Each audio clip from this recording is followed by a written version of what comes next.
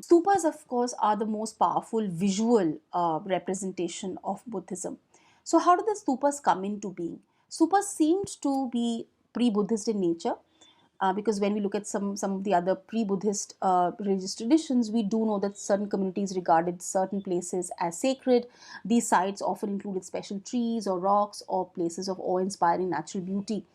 Often small shrines were built here, and sometimes these shrines were called chaityas. Now, chaitya, we don't know what is the origin of the word, so some scholars have hazarded a guess, and they say that chaityas perhaps originate from the word chitta, or a funerary, um, uh, a funerary structure, perhaps. So difficult to corroborate that. But if you look at the stupas, generally the stupas were all built after Buddha died, and the stupas actually house Buddha's relics, often his nails, hair, bone fragments, things that he may have used in his lifetime.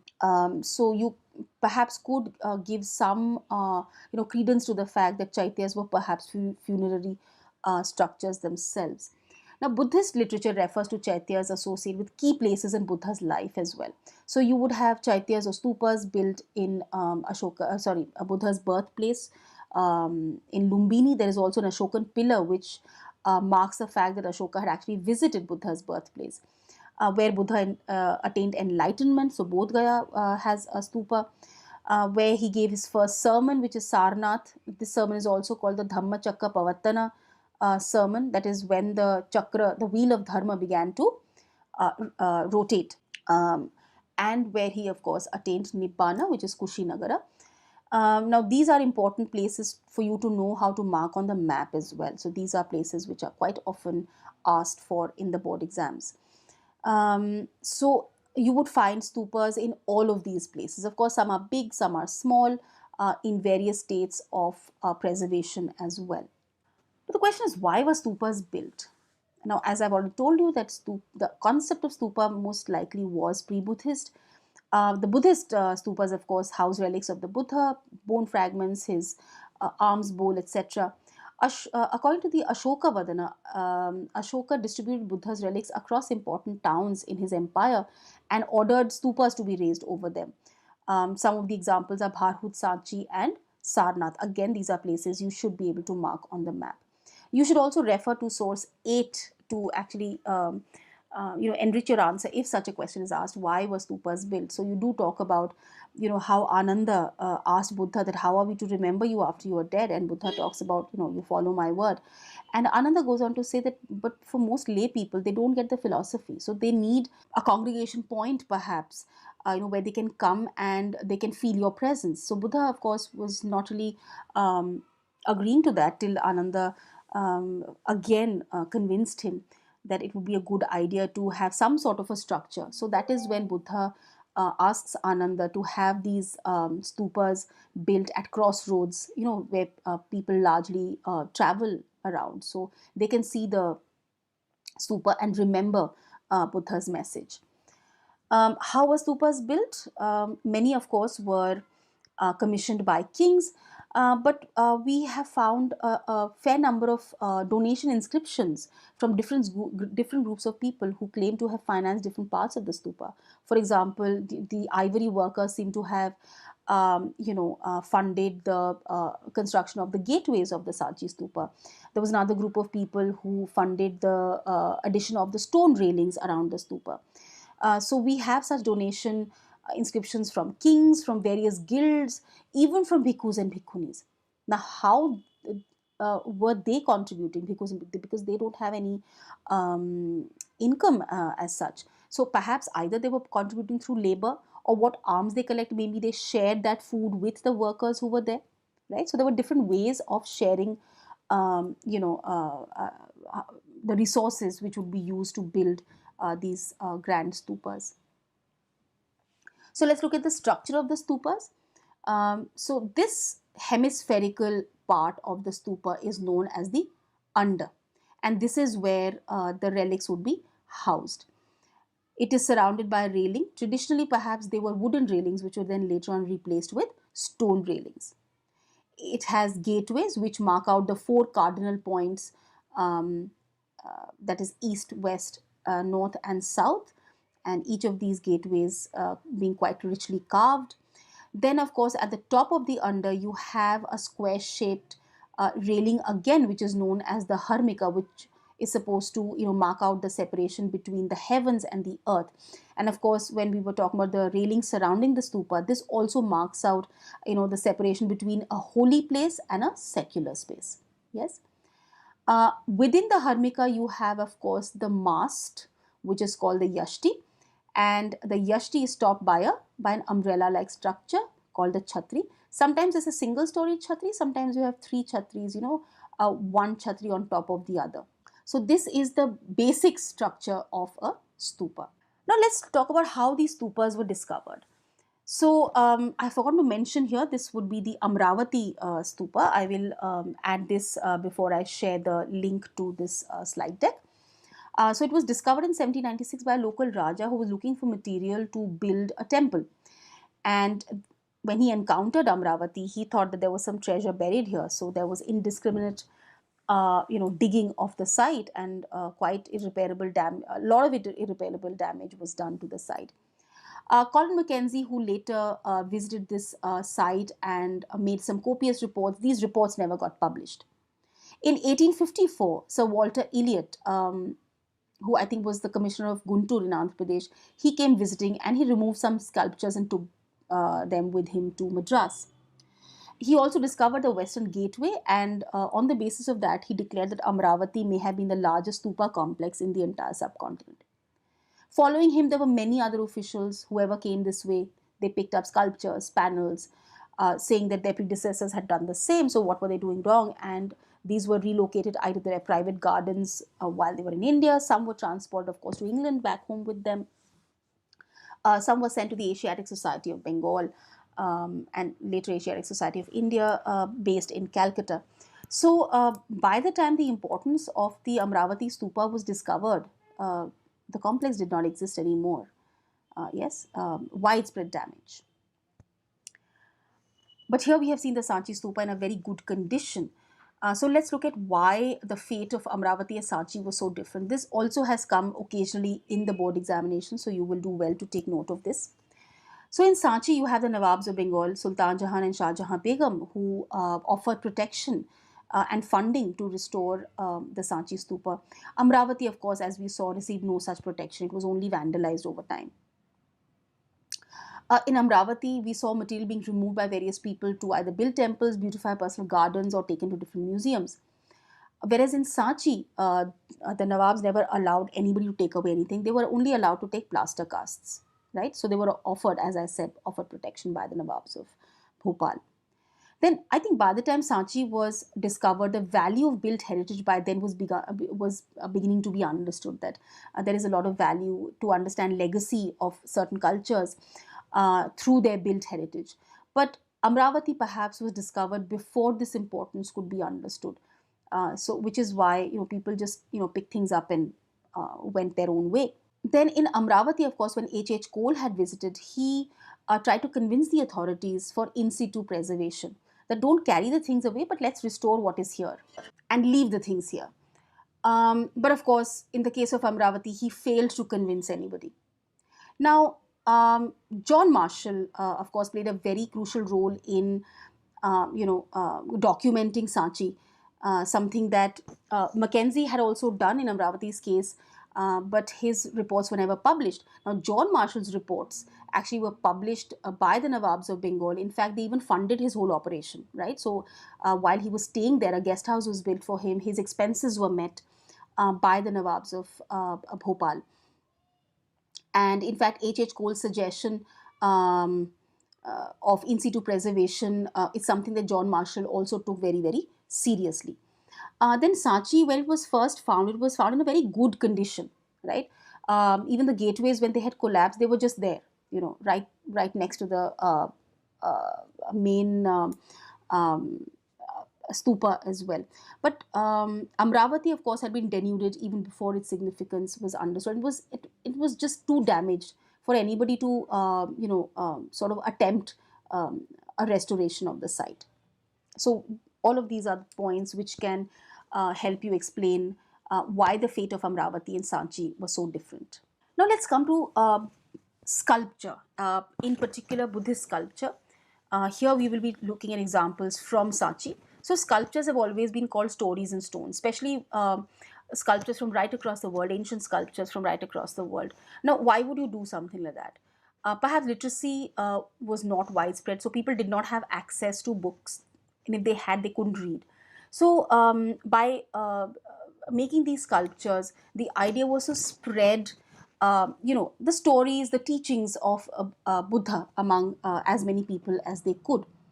So, if you look at this, you can see it's like, a spiral. So it's like an unrolling scroll.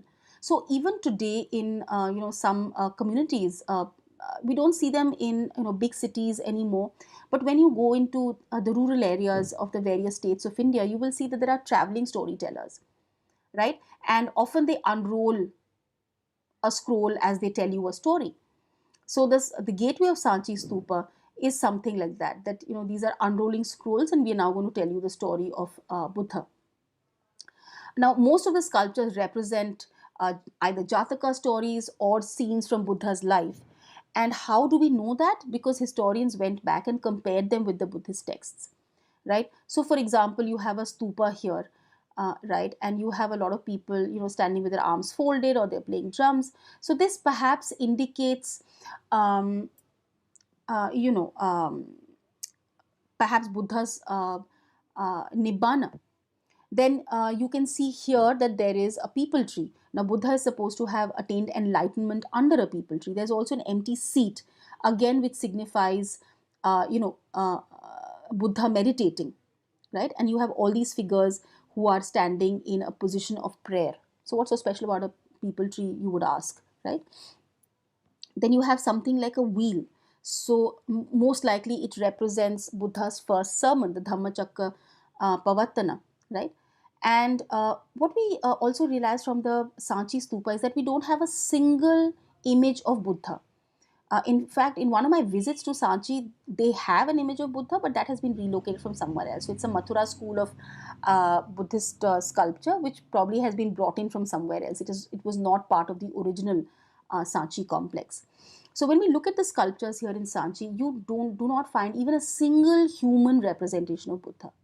So he was most likely represented through symbols. So the stupa, perhaps, the peepal tree, the empty seat, the wheel, they all represented Buddha at different phases, perhaps, of his life. Now, we also find a lot of other interesting things in Sanchi. Some things we find difficult to connect with Buddha himself. Wanted to add an image of the Shalabhanjika, which I've forgotten, so you can refer to your textbook for that. So there is this Shalabhanjika. So there is this beautiful, voluptuous woman who's kind of hanging off a bough of a tree. So here is Buddhism, which is talking about renunciation, but here you have such a beautiful woman. I mean, what's the deal? And how do you explain that? So historians have also struggled with this question, and they feel that perhaps the Shalabhanjika is someone who's an auspicious woman whose touch makes the trees flower. They perhaps represent life. They perhaps represent the cycle of life, as it were.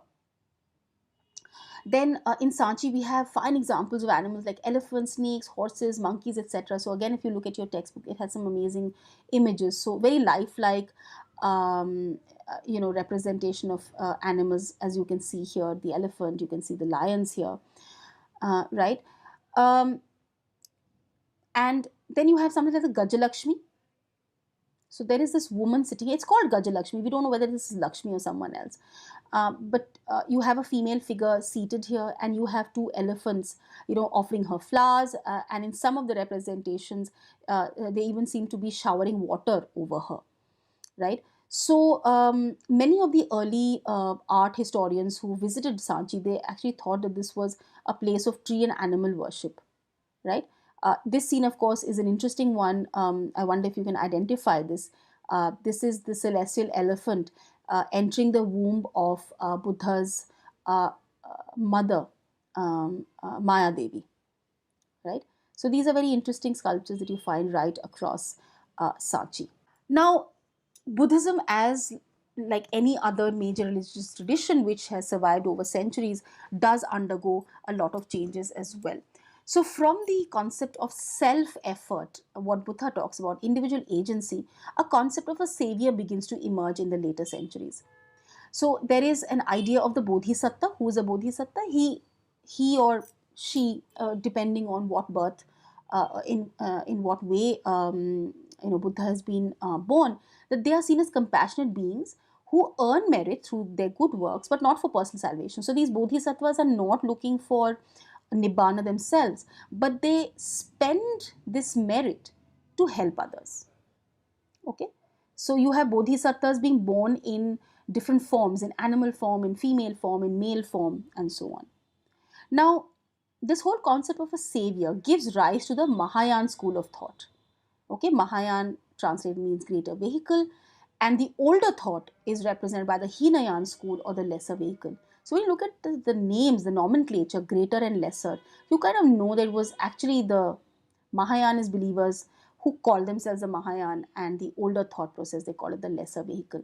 So you can see a lot of politics also in terms of how religion develops over a period of time.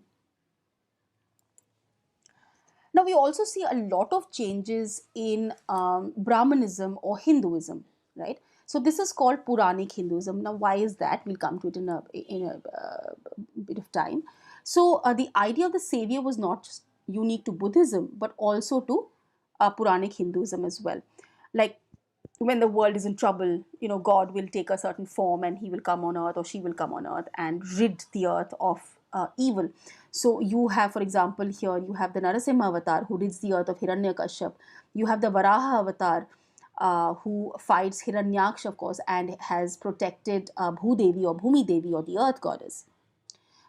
Here you have Mahishasur or a form of mother goddess where she kills the buffalo demon, torture of the common people. And various cults develop around these various gods and goddesses, most notably Shiva, Durga or Parvati or the mother goddess, and Vishnu. And there is this concept of bhakti which is beginning to emerge. So we are sort of moving away from strict rituals to personal devotion to God, centered around these different forms of the gods and goddesses, right? And this identification of different gods and goddesses, different forms and incarnations, also leads to this profusion of visual representation. So Shiva, for example, is represented not only in human form, riding the Nandi, but also in the form of a Shivling. Then we have the incarnations of Vishnu. When we look at the 10 incarnations of Vishnu, that in itself leads to a profusion of iconography and some beautiful sculptures across the Indian subcontinent. And what are these Puranas, or rather, why is this Hinduism called Puranic Hinduism? Because all of these forms, the stories associated with all of the forms and manifestations of these gods and goddesses, were now contained in the Puranas. Now remember, the Vedas, the Dharma Shastras, Dharma Sutras, they were not accessible to common people, especially women and the lower caste people. So these Puranic stories were the ones which would tell these common people about why certain gods and goddesses are to be worshipped, and why are they worshipped in this form and not some other. So the stories associated with these gods and goddesses, right, to make sense of the world around them. Now Puranic Hinduism, as it's developing, also leads to temple building. Now the first houses of gods, if you could call it, or houses of worship, perhaps was stupas or perhaps some Jain temples. But you also have a profusion now of Brahmanical temples as well.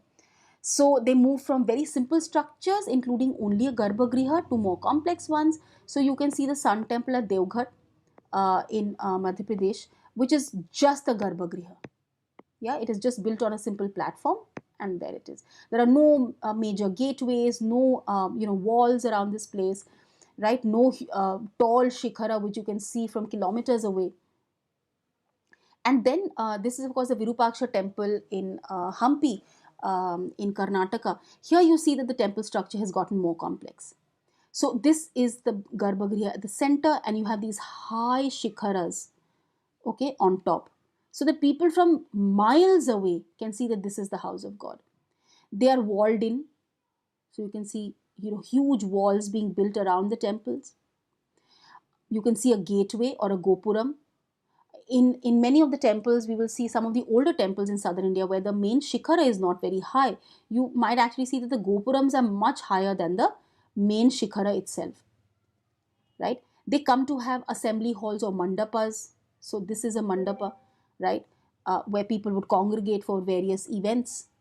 Huge walls we've already talked about. But before we came to temples like these, we had temples carved from rock to form artificial caves. So we have a large number of cave temples, especially if you go to Western India around the Ghats, you will see a large number of temples carved within the rock. These temples also actually become more complex. And I think the most amazing example of rock cut temples really is the Kailash Nath temple in Ellora. Why I say that this is spectacular is because this entire temple complex was carved out from one piece of rock, and it was carved downwards. Usually, when we build a building, we go from the bottom up, right? But in the case of the Kailashnath temple in Ellora, it is actually excavated from top to bottom. It takes about 600 years to build the entire complex. And again, what is awe-inspiring is that they already had the vision of the temple when they started out 600 years before its completion, right? So where would you place this pillar and this one, for example? Where would you have the main garbhagriha? Where would you have the mandapa and so on? So all of this is cut out of a single piece of rock, and to kind of give you, to show you, its context, its size. This is a human figure, right? This is a human figure. So this place, if you look at the highest part of the temple, this could actually be around 10 stories high. So they've actually dug 10 stories deep into a single piece of rock to form this temple. You also have an elephant in this part. So now the question is, can we see everything? When we look at these sculptures, when we look at these temples, can we understand and see everything? Now, these people who were making these temples, for example, the Kailashnath temple, what were they wanting to convey to the people? What did it mean to the people living around these places at that time, some 2000 years ago? We don't know the answers to that. We can only guess. Then we also have the idea of grappling with the unfamiliar. So the early art historians were largely European, and they were only familiar with Greco-Roman sculpture, the Hellenistic sculptures of Buddha in the northwestern part of the Indian subcontinent. So when they began to look at Indian sculptures, largely Brahmanical sculptures, and a human body with an elephant head riding a rat with multiple arms, they thought that these were grotesque and misshapen features. But when we are talking about seeing everything, so when you look at this image of Ganesha, apparently each of the elements represent some of the elements that Ganesha represents. Yeah, the broken tooth, for example, his pot belly represents something. The fact that he carries certain kinds of weapons, or the laddu in his hand represent different parts, different qualities of this particular god, right? But for early art historians, they didn't really understand, and it was only when they came to read and understand the textual material that they were able to kind of understand that what these kind of images actually represented. But we also have had situations where the text and the image didn't match up. Now, how do you deal with something like that? For example, if you take the Mahabalipuram rock cut sculpture here, historians are debating that as to what it represents. So some have said that this is the descent of the Ganga, right? That Bhagirath has been standing performing penance. So they kind of point out perhaps to a image like this. Or an image like this where they are standing in a posture of deep penance, and the natural cleft in the rock actually represents the descent of Ganga on earth. There are others who claim that no, this is actually Arjun, collecting divine weapons from the various gods and goddesses in the heavens in preparation for the war of Mahabharat, right? So we can have controversial issues like this as well. So it's not always easy to interpret sculptures. So let's come to the concluding points of this chapter. One thing is for sure that many rituals, religious beliefs, and practices were not recorded in a permanent or visible form. For example, many of the heterodox sects, which lost out on the debates, they never left behind any books. Maybe they were never really powerful enough or never really got royal patronage to be able to build large structures to leave behind some evidence of their existence, right? Um, Daily practices, for example, how are women performing any of the rituals? How are they worshipping gods? So there is again nothing written down Um, sometimes even special occasions may not have been written down, perhaps because they did not feel the necessity to keep records of that. Smaller communities, rural communities, never felt the need for keeping lasting records, even if they may have had vibrant traditions of religious activities and even philosophical ideas. So I hope that this lesson discussion and revision has been helpful for you. If you find that you have gained something out of it, do not forget to click on the thumbs up button. Please subscribe to the channel so that you don't miss any more updates. I will be posting more such videos in the coming days. Wishing you all the best with your studies and exams.